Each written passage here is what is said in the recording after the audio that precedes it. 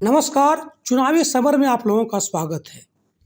मोदी और शाह के राज में भाजपा में ऐसे नेताओं की फौज जमा हो गई है जिनमें सत्ता का अहंकार इतना कूट कूट कर भर गया है कि उनके लिए आम जनता की जिंदगी और उनके इज्जत का कोई मोल नहीं रह गया है।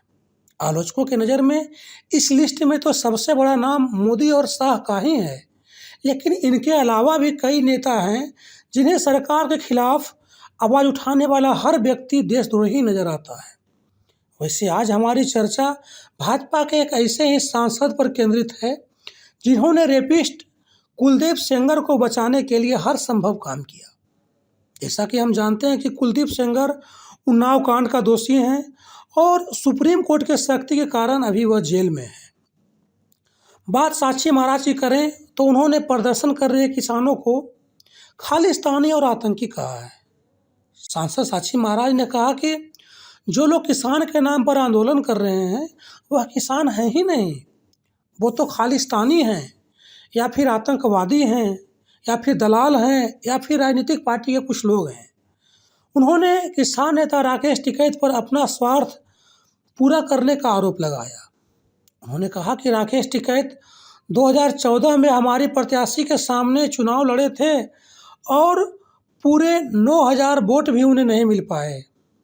उन्होंने कहा कि ऐसे में जिस आदमी को 9,000 वोट ही नहीं मिल पाए वह अब धरती तलाशने के लिए किसान आंदोलन के नाम पर खड़े हो गए हैं।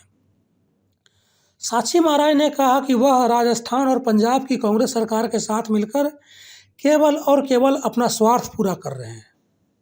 उन्होंने कहा कि किसान तो आज खेत में काम कर रहा है, क्या यूपी में किसान नहीं है? क्या मध्य प्रदेश में किसान नहीं है? साक्षी महाराज ने कहा कि दिल्ली बॉर्डर पर केवल एक तमाशा हो रहा है। साक्षी महाराज ने आगे कहा कि आज विपक्ष के पास कोई मुद्दा नहीं है, ऐसे में वह केवल किसान आंदोलन के नाम पर अपनी जमीन को तलाश कर रहा है। इस तरह साक्षी महाराज ने किसान आंदोलन को लेकर राकेश टिकैत और विपक्ष के खिलाफ जोरदार हमला बोला। लेकिन यहाँ गौर करने वाली बात यह है कि उन्होंने आंदोलनकारी किसानों को जिस तरह से खालिस्तानी और आतंकवादी कहा है वह देश के लिए शर्मनाक है। यानी कि भाजपा सांसद की नज़र में सरकार के खिलाफ आवाज़ उठाने वाला खालिस्तानी और आतंकवादी है। हालांकि यह सभी मालूम है कि किस तरह से साक्षी महाराज ने रेपिस्ट कुलदीप सेंगर को बचाने के लिए अथक प्रयास किया था, लेकिन जिस तरह से सेंगर प्रकरण में उन्हें मुंह की खानी पड़ी थी, कुछ इसी तरीके से किसान आंदोलन में भी साक्षी महाराज को विफलता ही मिलने की उम्मीद है। क्योंकि लोगों का यह कहना है कि किसान जिस तरीके से बुलंद हौसलों के साथ सरकार के सामने डटे हुए हैं, उससे यह साफ है कि सरकार भले ही किसानों को आतंकवादी घोषित कर दे, लेकिन कृषि कानूनों को वापस कराए बिना किसान वापस नहीं लौटने वाले। धन्यवाद।